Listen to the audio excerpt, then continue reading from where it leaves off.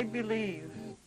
I believe in myself, light rain, sudden storms, the moon, polenta and sausage, good sex, red sunsets, a perfect martini, the stars, true love, Monet's garden, cracked crab, long baths, soft jazz, a walk on the beach and root beer floats.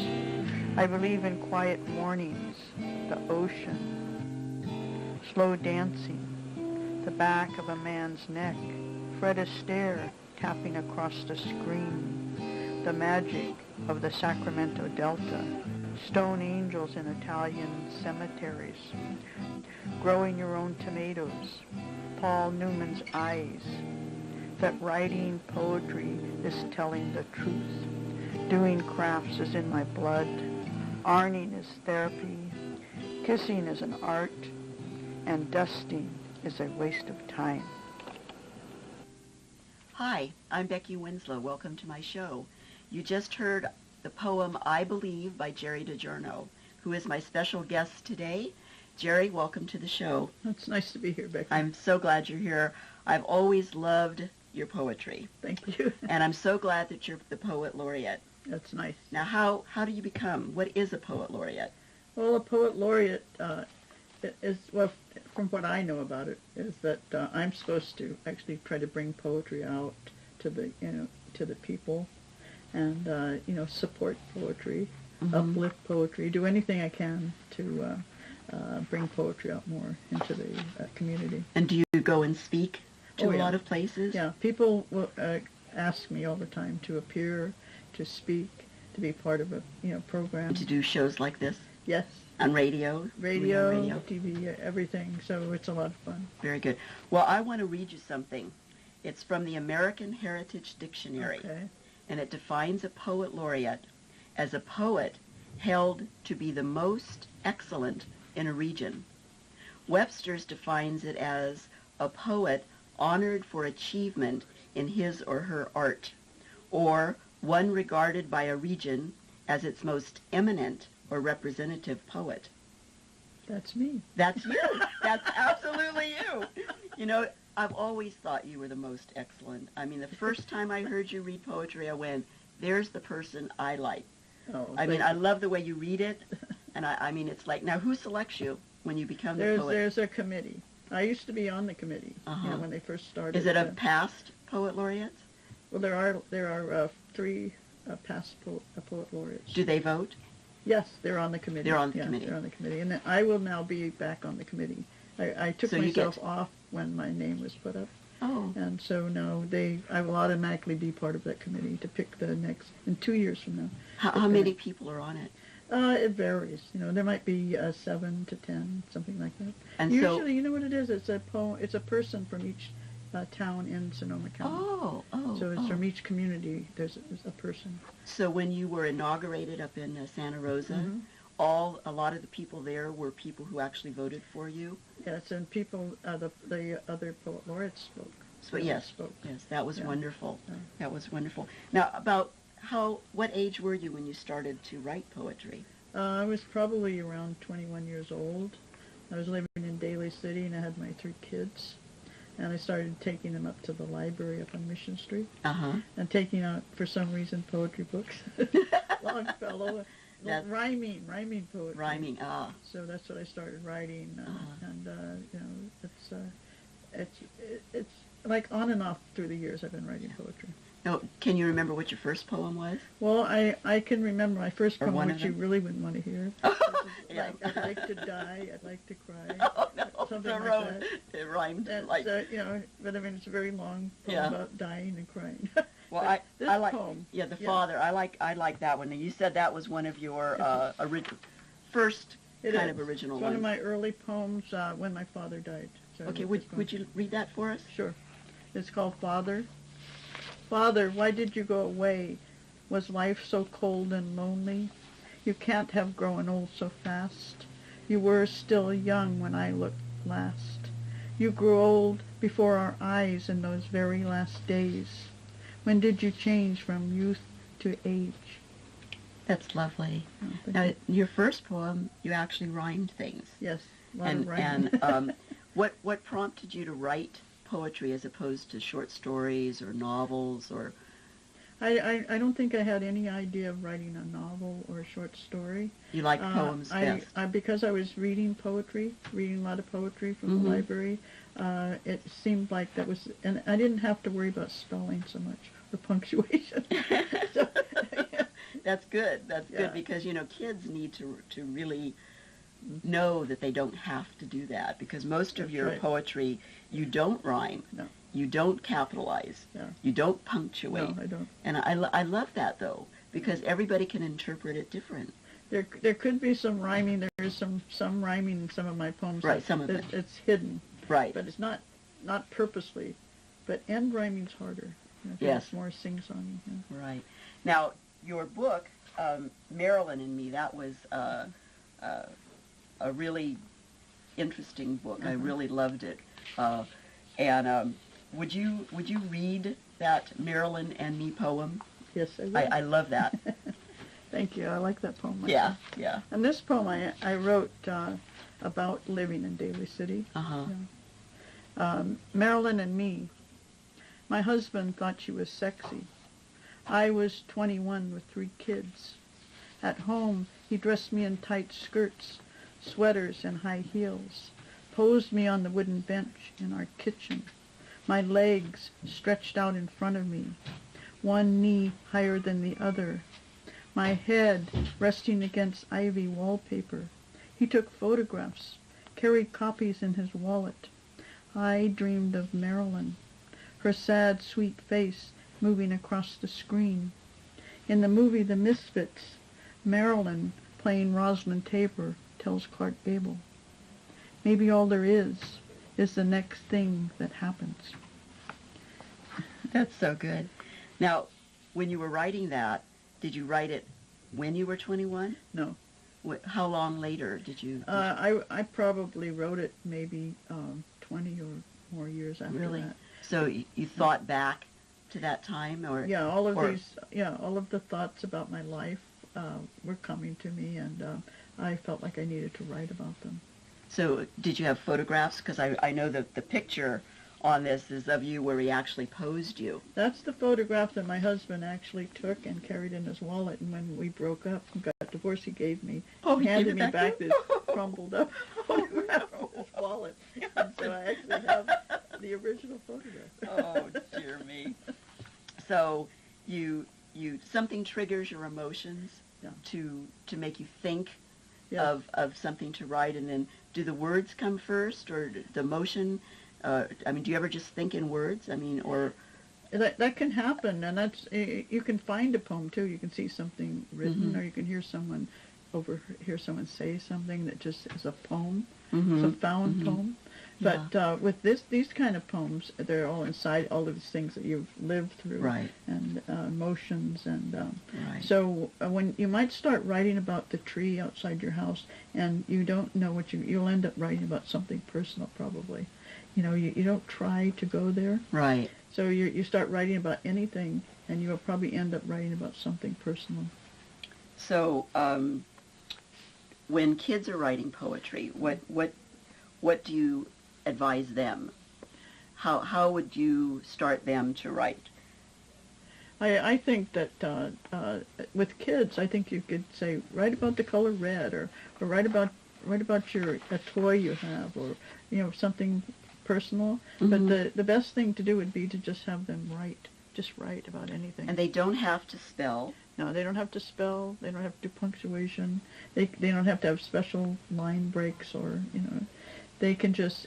Most of us probably should just write. Right. And then we can look at it later, and if we want to edit it. Right. Now that's your personal style. I feel like now I remember I read E.E. Cummings, and he wrote in the little, lowercase. Yeah. And your poetry, although it isn't like his, it kind of reminds me of what he was trying to do. Yeah. And it really, I think emotions get released when you're writing poetry, don't you think? I mean, think it's so. like when you're doing it, do you go back and really actually feel kind of like you did when that was happening? Yes, and it's sometimes very difficult to Yeah. even read some of my poems. It's very emotional. So yeah, you go right back there. Yeah. Now, I remember when you were telling the story about this next poem that I want you to read about heels. I love this poem, and I love the idea of it. And would you read that? Yes. It's called Heels, and it's wonderful. Okay. Yes, and I wrote this poem when I was in the Napa Writers Conference, and I was in St. Helena. So this was a thrift store in St. Helena. Oh, a thrift store. Called Heels. At Lenora's vintage resale shop, I come across a young boy of 10 or 11 trying on high heels. I tell him try on the tan slingbacks, and he does, his mother yelling from the next room where she's looking at the dresses with his little sister. Stop trying on those high heels, Franklin. We stand there together, picking through the shelves of not quite worn-out pairs. His mom sticks her head in the door and tells him he's tried on enough for now. I just wonder how they feel, how you can walk in them, he says, pulling on black T-straps with French heels, the kind that make you wobble. He gets up and teeters toward the mirror. Look at these, aren't they cool? The reflection of his mother right behind him. I can see that. It paints such a vivid picture of kids. Now, I that's one of the things I'm really interested in is children. Mm-hmm. And I am going to get back to my series, Ways to Do Better in School. Mm-hmm. And I was thinking how much fun it would be to do a show with poetry in children. It would be, yeah. Would you like to help me with that? I'd love to. Yeah. I mean, maybe we could get the kids to write in Yeah. and send their poetry, and we could bring them into the studio or here, and we could go over it. I know that you work at the Phoenix with kids. Uh-huh. Tell us something about that. That's a mentoring for teenagers, and Dave Murphy started that. And who is Dave Murphy? He does after-school mentoring there at the Phoenix. So he asked for more mentors. So a bunch of us went there, and it's been very, very wonderful. Very nice. About how many kids come? It varies because some of the nights that we do it's the second and fourth Thursday of the month. And what's been happening is the schools have been having events on the same time, at the same night. So we have less kids, less and less. So we're thinking about maybe it's not going to keep going, which is too bad. Maybe a weekend thing or something. I know. Well, Dave will have to figure that out. Yeah, because that's great. That's really but great. We're looking for a place for young people to read. We're looking for venues for young people to read poetry. Now, they used to do it at Copperfield's Cafe, which isn't there anymore, because my son went to St. Vincent's, and there was a whole group that did the poetry reading, and they'd do one whole night. They put a book together. It was wonderful. It is wonderful. It should be an ongoing thing. That's what we need. We need to find someone that might want to let us come in. And that would be great. We'll have to find maybe a coffee company or something would do that. Now, I know that you also created the Poetry Walk. It did, yes. Yes. Would you like to tell us something about that? It's going on 11 years now. Oh, my gosh, really? Yeah, and it was some friends of mine. I was having lunch with them, and they were telling me, they were from California, Pennsylvania. Uh-huh. And they were telling me about this poetry walk in Pennsylvania. And we were sitting downtown, in one of the restaurants, and I said, Petaluma, this town would be the old downtown? Yes. The perfect town to have a poetry walk. And they said, well, why don't you do it? And you did Just like Mickey Rooney. You did it. So that very day I went around and checked out to see if I could get some venues. Uh-huh. And then I went home and started, calling up people I knew that knew a lot of poets, like Dorian Locke and Diane DePrima. Mm-hmm. And I got a lot of poets to read. And the next one is going to be September 17th. That's right. 2006. Yep. Could you read one of the poems that you've read during the poetry walk? Sure. Okay. This is called Leaving the Trail. Excuse me. Clouds billow above the mountains. 3 or 4 spirals of gray connect them to earth. Everything is still. The hills so close I could touch them. Cows stand like statues, like toy statues on the muted green, spreading across the flatness. Black tree trunks line the road, their bare branches reaching up. I am on my way to say goodbye again, leave a love note, but it is too sad, too silly. I turn my car around and head north. A fuzzy-haired woman in a prime Datsun Z is throwing bits of paper out the window, pieces of her life that glitter and zigzag to the ground, leaving a trail. That's good. Now, there's so many different ways to interpret poetry. Now, I love the way you read poetry, but when I go to some poetry readings, they read it in that sing-songy voice. Yes. Why do they do that? I think that there are some poets, even some famous poets, that I've fallen in love with on the page, and I've gone to their reading, and they really don't really care to really learn how to read their poems. It's not important to them for some reason. I think it's very important. I do too. Yeah. Yeah. Now, what I was going to ask you was, since we're talking about different interpretations, would it be okay if I read this poem? I'd love to. I'd love to hear other people read my because poems. it gives the audience, it gives everybody a different way. Different take. A different take. Yeah. Okay, so this is me reading your poem. Good. Clouds billow above the mountains. 3 or 4 spirals of gray connect them to earth. Everything is still. The hills so close I could touch them. Cows stand like toy statues on the muted green, spreading across the flatness. Black tree trunks line the road, their bare branches reaching upward. I am on my way to say goodbye again. Leave a love note, but it is too sad, too silly. I turn my car around and head north. A fuzzy-haired woman in a primed Datsun Z is throwing bits of paper out the window, pieces of her life that glitter and zigzag to the ground, leaving a trail. It was wonderful. Isn't that fun? Yeah. It's fun having different interpretations. I like to hear it. I like to hear other people read my poems. Yeah, I like to read your poems, and I like to hear you read your poems. Now, let's see, next page. Your new book is called White Lipstick, and this is a really nice book, really great poems. It's got a nice cover. How did this come about? The cover is a photograph of me when maybe I was 14 or something. I don't know how old I was. Mission High School in San Francisco in the background was in Dolores Park. I don't know. I think probably my first husband took the photograph. It looks like a Marilyn Monroe. I know. It looks very much like a Marilyn Monroe. Well, my oldest daughter, Yvonne, she takes photographs, but she also puts photographs on her computer and fools with them, and that's what she did to that photograph. And people said, that might be good on your book. So I sent a copy of it to Red Hand Press, and they loved it. It's great. Would you read a poem from this one? And this one is Love. Another love poem. Another love. Plays a big part. Love. I was in it, up to my ears. I could hear music playing in the background. It wasn't love, really, just me wanting to be somebody. I fell into it like a broken branch, carried down a rushing stream to the open sea. Very good.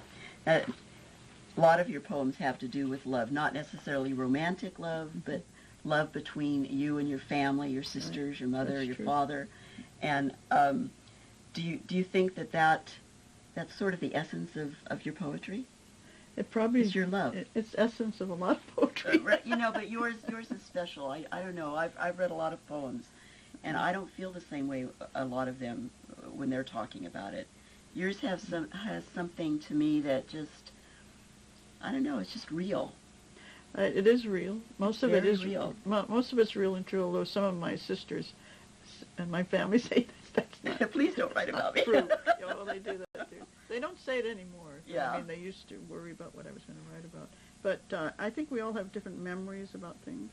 And the only thing I can do is write these are my memories, Right. And everybody has different ones, even if it's exactly the same thing. Yep. The two people watching will have a completely different interpretation. It's true. And like if someone were to write a short story about one of the things that you wrote about. It would be different, but it would be the same thing. Yeah. Poetry is just, I don't know, condensed short stories. Well, people say that with my poetry is a lot of visual images that they see. You can see, there's a lot of emotion. Yeah. I know that people ask you to write poems, and I know they ask you to write about Petaluma, and I'd like you to read that. And that one is also from White Lipstick. So yes, it is. So how did that come about? Well, this poem, the city asked me to write this poem about Petaluma. Oh, wow. It was very difficult to do because it's difficult to write a poem about when someone asks you to write about a certain thing. So I started driving around Petaluma and making notes about things I like about Petaluma. So that's why I call it, people ask me how I like living in Petaluma, which I love. I love Petaluma. So this is it. People ask me how I like living in Petaluma. Store owners dress up for Halloween. You can have a conversation with tellers at the bank. Brides register their gift wishes at Tomasini Hardware. The ragged palm trees in Hill Park blow in the afternoon breeze. The river and the railroad wind their way through town. Hell's Angels, suited businessmen and women dancing down the street with briefcases, chicken floats, highlights of the Butter and Eggs Day parade. Trees shade buckling sidewalks in front of old Victorians. A&W car hops on roller skates deliver cherry cokes and shy smiles. The exiled angel guards Petaluma, her silver wings spread out over the city. The D Street drawbridge lifts its weight to let boats pass. You can put your ear to the rail and hear its mournful cry. You can see Donna all day, every day, pushing her shopping cart all over town. Mark Suvero's sculptures reach up towards the sky, connecting us to other worlds. The red sun disappears behind the silhouette of hills, the sky turning pink and peach and pale yellow. Country is just a little way out of town. So great. It also dates Petaluma, doesn't it? Yeah, because a lot of these things are no more. Right. Donna doesn't, I haven't seen Donna in a couple years. And the railroad doesn't come through town. And A&W doesn't have the car hops anymore. That's right. It's missing. So you really do love, though, because you never answered it in the poem. You love. I love Petaluma, and Donna got a place to live. Oh, good. Good, because I remember seeing her. Yeah. She's wonderful. Yeah, one of my main goals here in Petaluma is to help children do better in school. That was my series that I'm trying to put together. And how about school for you? Were you a good student? No. No. I was a poor student. Oh. What do you wish you had done differently when you were in school? Well, I mean, I wished I would have been able to enjoy school. When I was very young, I think I was in the first or second grade, they shaved my head at school. They shaved your head? Yeah, so I was very embarrassed to go to school. So I would try to not go to school. Why did they do that? Because I had lice. Oh. And that principal and this woman, I think she was a nurse, decided to shave my head at school. Oh, my goodness. And you had like 7 sisters? There were 9 of us. 9 sisters. Yeah. So 9 counting me. But anyway, the thing is that I didn't have a good experience when I started. Yeah. And I wasn't a good student. In high school I got F's and D's. And I did well in art and gym. Those are my best classes. You made up for it, though. Art classes and, yeah, well, sure. I mean, because you do all those things now. I've taken a lot of college classes since. Right. And so I know that you also give classes and workshops. Tell us about the message on your machine that's always talking about the Diane DePrima workshop. Diane DePrima, she comes to my house every August and does a 2-day workshop. And explain who she is. Diane DePrima is a famous beat poet. And Beat? Yeah, beat. She's wonderful. And she has a new her memoir, My Life as a Woman. It's a wonderful book to read. But we do a 3-day cabin up in Occidental in March. So, all right, in the heated cabin. Heated cabin.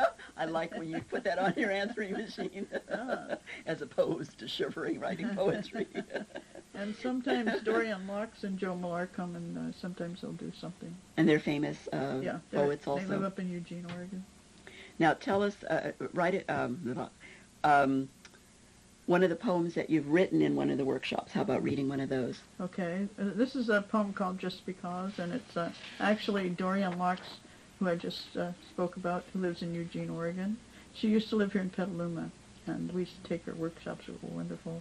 So once in a while I'm talking to her on the phone, I say, Dorian, give me an assignment.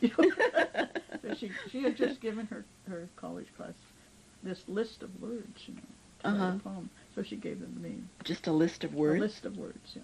That had no connection? I don't remember if she said anything else about it, but right. Usually you give a list of words and you might say use this or say this or do so many lines. Mm-hmm. You might add more instruction to it. Right. But they're just unconnected words, and you have to try and right. make something out of them. And so this is the poem. It's called Just Because. Just because I talked to Dorian, and she gave me the words she gave her students, because she is a teacher of words, and I am unable to write a poem because of death by rust, unable to jot down words, overheard conversations and descriptions of people moving through their lives, colorful umbrellas and men working on the deck outside at the apple box.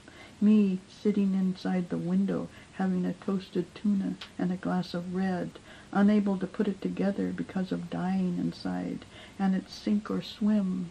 I'm listening to Jimi Hendrix because he feels no pain, because there's no stopping him. Jimi Hendrix makes me want to have sex. I am unable to write because of death, and all the words in the world aren't going to help me. I need a piano to play off my sorrow, one word at a time.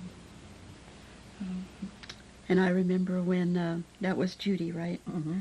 Yeah, Judy was a really good friend, Uh-huh. and that was really hard. And how, because you were in such sorrow, how did you actually begin that? This poem? Yeah, were you really at the apple box and you just... Oh, yeah. Because Dorian gave me this assignment, so I had it, in my little book I carry around with me. And so you just... I was just sitting down. I like to go sit out in places like that and write. It's good for me to do that. The water is there. The water, you could sit in a bar. I mean, if you sit in a place that has people, you might start writing about the people, too, or listening to what they're saying, Yeah. Well, your poetry really creates all the visions that you want to get across. I know that whatever you're feeling, whenever I read it or hear it, those are what I feel. The emotions that are in them just feed my soul. Well, now, you just gave me a new book. Yep. This is an old book, but it was new to me. And it's called I'm Tap Dancing. Yes. And I love this first poem in it, and I want you to read it loud and clear. It is wonderful. It's called I'm Tap Dancing. It's called I'm Tap After Dancing. my book. After your book. So, I'm tap dancing. I'm tap dancing across the stage. Echoes of sound follow me, filling the room. I tap tap off stage. I am a hit. Soon I will be famous. Write my life story. I can see myself sitting at little tables in small bookstores all over the world, signing books, tapping my foot. And all of that has come true. All of it. Every single bit of that. You are tapping. It's wonderful. You are tapping, Geri. You are doing absolutely wonderfully. I'm so happy to have you as my friend. Oh. I'm so glad that you're the poet laureate. It goes 2 ways. Oh, thank you.